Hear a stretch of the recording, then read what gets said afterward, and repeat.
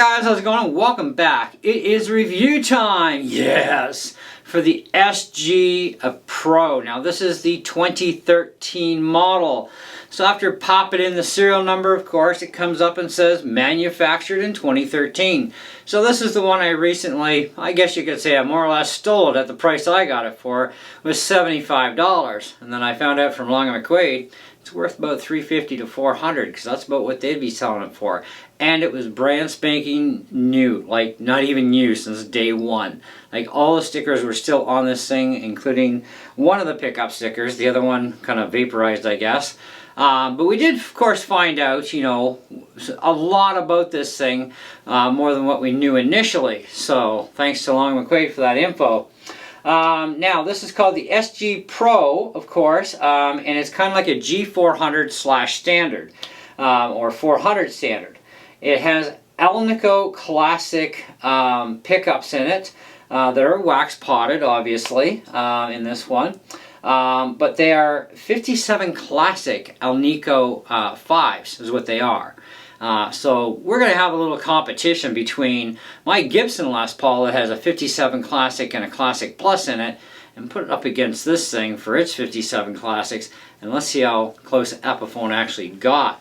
Now this guitar, of course, was made before the Pro Buckers came on the scene, so yep, that's why they're a classic vintage pickup, and turns out they are actually the 57 Classics with the Alnico 5 magnets. Anyways, we do have push-pull on this thing, so we can change between humbucker or single coil mode on either pickup. Fantastic. No phase reversal though, okay? That's alright though, not a big deal. What else have we got on this thing? Well, the value is between $350 to $400 currently. It last sold for $500 new, back when it was last selling before it was discontinued. So we do have also the vintage style Wilkinson tuners on this thing, which actually are pretty stable.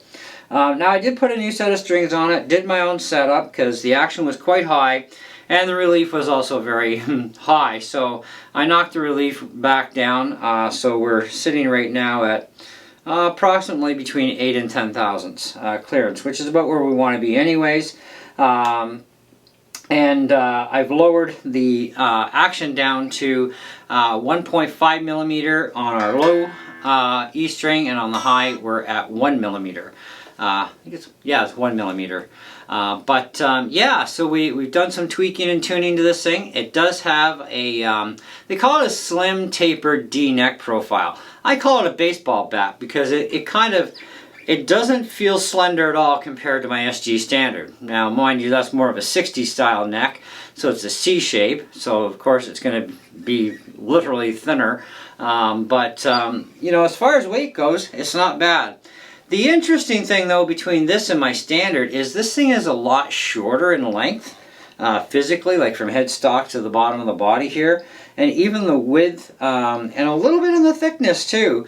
This thing is shorter, thinner, and narrower, so it's kind of like, wow, no wonder that SG Standard was so comfy when I picked it up. I'm like, oh, so nice. Now, I've had a regular G400 before, but I can't remember how that thing felt. So, and it was a 2018 model, but of course it did have Pro Buckers, if I remember correctly. It is on my channel though. Look up the SG Pro 400, G400. It's on my channel. That would be a 2018 model, I believe, if I remember right.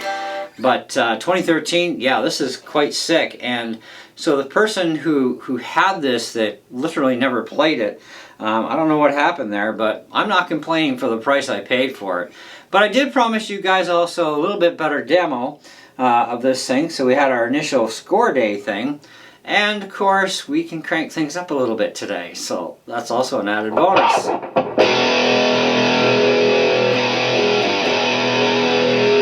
Now I'm going through my ME80 pedal board, Boss pedal board, into my Orange 35 RT amp. And we're going to turn it up a little bit more.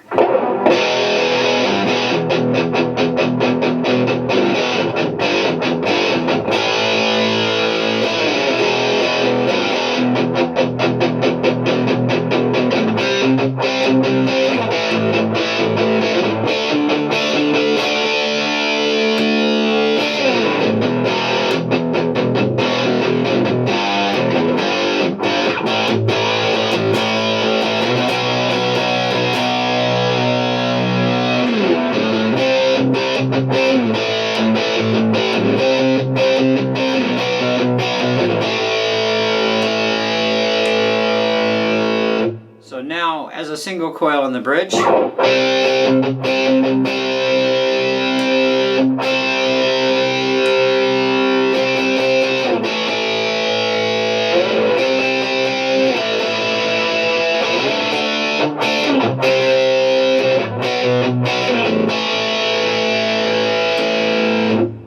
we're going to leave the bridge as a single and have the neck as a humbucker.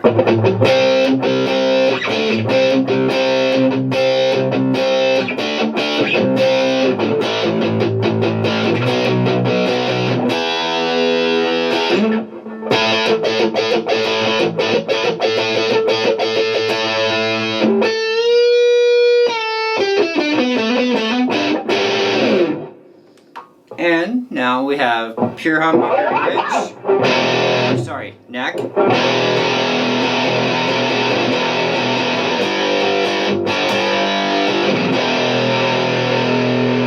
Now let's go to single coil mode on the neck.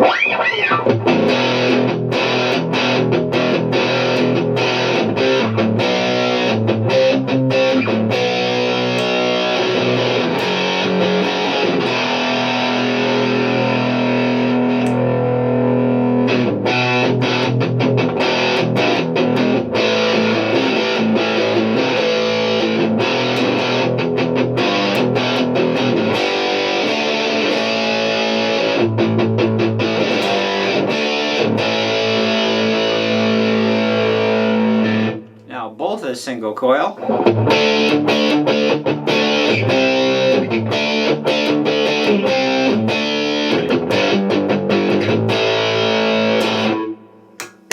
Not too shabby, eh? Alright, let's get into some clean stuff.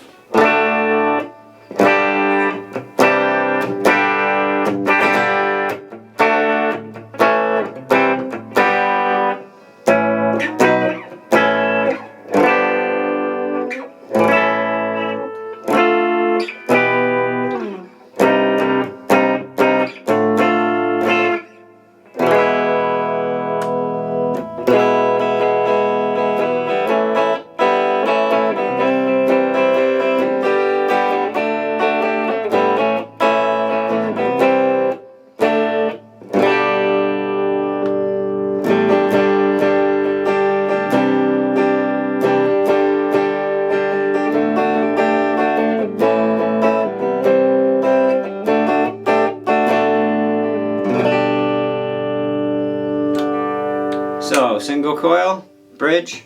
Wow, does that ever thin out and go down, eh?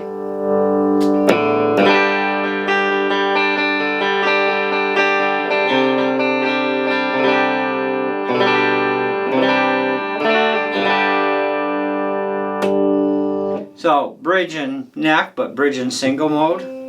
Neck obviously humbucker.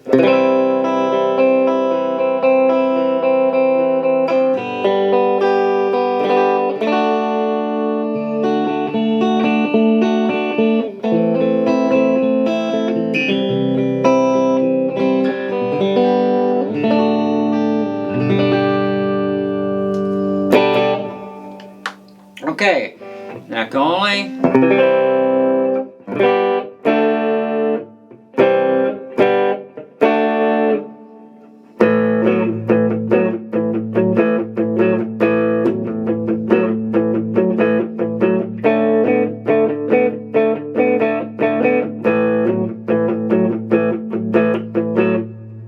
Okay, and we'll put that into single.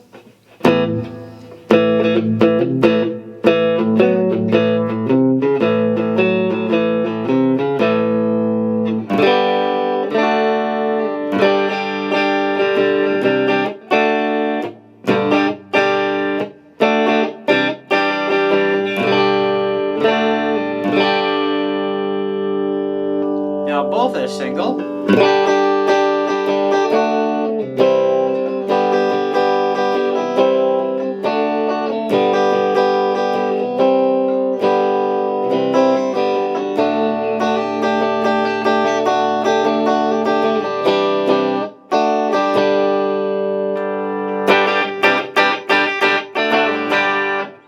Wonder how this does with an acoustic simulator.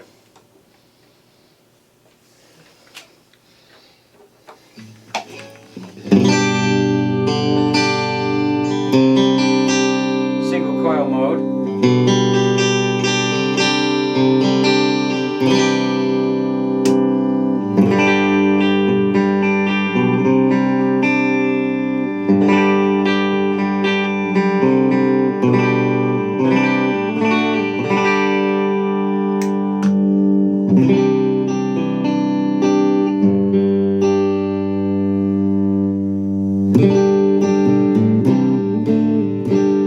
muffly there on the bridge, on the neck.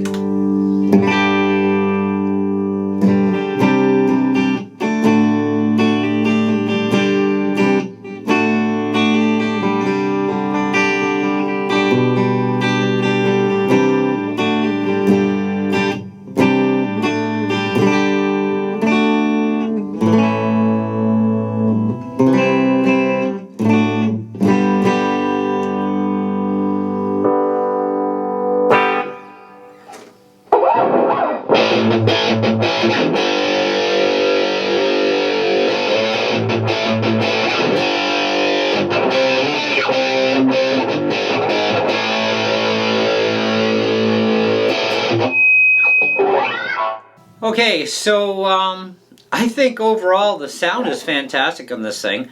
Little bit of muddy on the neck, but hey, that's to be expected on pretty much anything with humbuckers. Of course, depends on the setup of your humbuckers too. You can kind of thin things out a bit and kind of brighten it up a little bit, you know, give it a little bit more pizzazz to it, we'll say. Get rid of some of that mud. It's just about pickup height at that point, right? But fantastic machine for a 2013 and in literally showroom condition for its age. So that's fantastic. Now, of course, I spotted differences between this Pro as well as my standard, of course, as far as thickness of body, where the neck meets the body, that sort of thing. There's definitely a lot of differences there. And of course, this is a D-shaped profile, which is completely different from the standard with a C. The C is much easier for string bending and whatnot too. Like, you can bend on this thing, but nowhere near as nice as it is on a C neck, right? It just seems so much easier and faster too. It's a much faster neck than a D shape, right? D shape's more like holding a baseball bat almost. Otherwise, I mean, hey, if you like the D shape, go for it. If not, well, find a C shaped necked SG that you like and go for that too. It's kind of your choice, right? I like this thing. I've had a Pro before. Mine was a much newer one. I believe it was a 2018 if I remember right. You'd have to check my channel for SG Pro 400, the G400 specifically. You'll find out from, I believe it would definitely be the review video what year it is. If I remember correctly, it would be in that one. I think I got a couple of videos on it. It's been a while, okay? But this is a 2013, so it is definitely different. Of course, pickups are different, everything. There's a lot of difference between the 2013s and, of course, the newer models and the ones that are out today, right? So, big differences there. But I've got the action set really nice and low on this, too, which I really love a low action. So much easier to play, even bar chords are effortless. And we all crap about doing bar chords. Especially that F chord as a regular chord because it's a semi bar. It's pretty simple. I mean, lower action is definitely beneficial in so many different ways. But yeah, I think overall I'd have to put this thing in, and I'm not even gonna think of this as, yeah, I paid $75 and I'm gonna give it a 4 3/4. No, we're not going there. You guys know I'm honest. You know I tell it how it is, and it doesn't matter what I pay for something or if I even get it for free. Okay, I'm going to tell you the straight goods, and the straight goods on this are simply, I want to put this thing at around the 4.5 out of 5. The only thing I really have to crab about this thing is probably about every guitar that has a particular type of bridge, and that's this style of bridge. And if you look real close, hopefully the camera will refocus for this, or not need to focus, but you'll see a wire in there going across the screws. That's a lockdown, and that's supposed to stop the saddles from moving in and out, especially as you're playing. Now, from the factory, these can be set up really tight, or it could be not set up very well at all for how it's locked down precisely when the intonation's done. So you don't want that movement, and that was one of the problems I had with my Gretsch, and same exact bridge, right? So I had the original bridge from my Gibson Les Paul, the chrome bridge, and I'd rebored the holes in that to be the precise size of the holes required for this. So absolutely zero forgiveness for slop.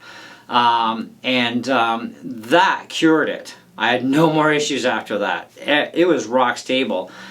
So what I may end up doing in future is buying a couple more of those regular bridges that come standard with the 2018 Studio, like mine, because it's a Gibson Studio, and use that bridge style on this SG, on my other SG, as well as on my Honey Burst Les Paul. Can't remember the name of the year of it without taking it off the wall.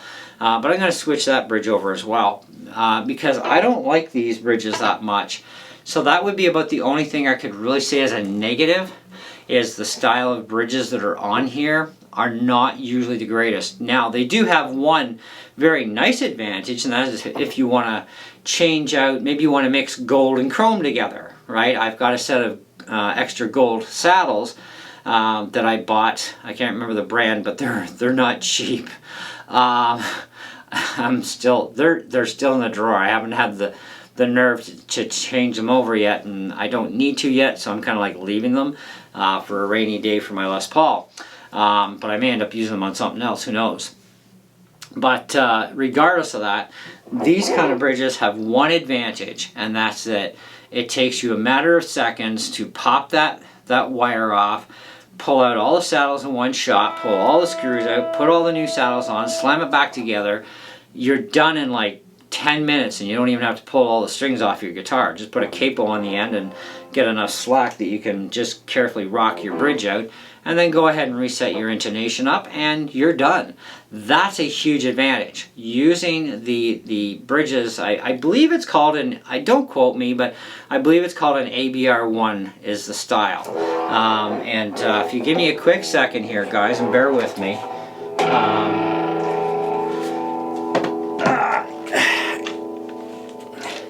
This is the style of bridge. Okay, so there's no wire or anything, but there's lock washers, and they're a real pain to get at. So my advice, if you're going to go chrome, go chrome. If you're going to go gold, go gold. Whatever floats your fancy on that, do what you're going to do, okay? If you do want to mix them, where you've got gold and chrome on either direction, or maybe you want to put in some black saddles, what have you, kind of your thing, right? Whatever floats your boat. It's going to take you quite a while to change those saddles across in that particular bridge. So that is the only downside to that bridge. But otherwise, this has an upside, but the downside is sometimes that spring will get a kink in it, or maybe you didn't get it on correctly, and it's very finicky, right? But even if it wasn't installed right from the start, from the factory, which was probably what happened to my Gretsch, and there was nothing I could do to fix it. I think it's because the guy overbent the wire or something, but I was forever trying to push back, you know, my D string or my G string, especially on the Gretsch, and I think another one popped too on it. And it drove me nuts. So I'm like, okay, I got this Gibson bridge that came from my Les Paul. Let's bore the holes, slam it in. We're done. Perfect. Never an issue again. So that's probably the only downside I can put on this thing, other than the fact that it's not perfect. So I think for 4.5 out of 5, we're doing good. And that is not counting anywhere in my review of the fact that I paid $75 for a guitar that's currently selling between $350 and $400 in Canada. And it's on the upswing of gaining value again, so that's actually good, because even Epiphones, they're like any other guitar, they'll lose value, but you lose 50% within 6 months, and it takes forever to gain back. So this is 2013 when this one was manufactured. In fact, if I remember correctly on the website, it said April of 2013. Nope, February. So March, April, May, June, July. So by August, it lost half of its retail, which at the time was $500, was the last selling price. What the price was when it came out in 2013, I'm not sure. I was just told that the last selling price of the 2013 was 500 Canadian. So even at that, let's say it lost 250 bucks, it's actually gained back a substantial amount of value. But that is only going to be on the higher side. So the 350 is not 100% perfect. 400 is basically as perfect as it gets, because this, like I said, was brand spanking new condition. Stickers were still on it except for the one missing sticker from the one pickup. Otherwise everything else was there. Never played ever. You know, and it's like, yeah, that's cherry, and it's going to keep gaining value now again. But it's not like it's going to be a retirement investment. Even 20 years from now, it might be worth $650. You know, in another 20 years or so. Who knows? It depends on how the market goes, right? But otherwise, I say if you can get your hands on one for a good deal, snag it. Because these things are really nice, and these 57 classics that Epiphone has done are also very nice. Next test is to put it up against the 57s that are sitting in my Gibson. Because to replace these pickups would probably set you back about 80 bucks Canadian. But to replace the pickups in my Les Paul, now this is going back when I bought it in 2018, because I talked to Gibson about it. It was close to, it was over $700 to $800 to replace the pickups. I thought it was ludicrous, but that's Gibson, right? They always charge more. Yeah. You're telling me, yeah, it's crazy. I think they're a lot cheaper now. I think they've come way down in price. I have to actually go back up to the Gibson website and see what the current selling price of them is, because I think they have gone down substantially. Maybe they learned a lesson of nobody's buying our pickups at this price. But anyhow, but that's what I was quoted at the time, so that's all I can go by. So anyway, I think we're done, right, with this review.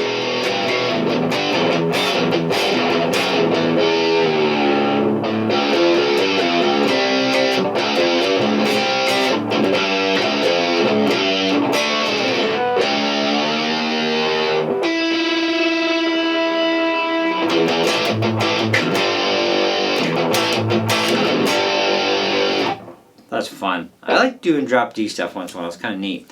Anyway, yeah, so thanks for watching, and definitely catch you in the next one. See ya!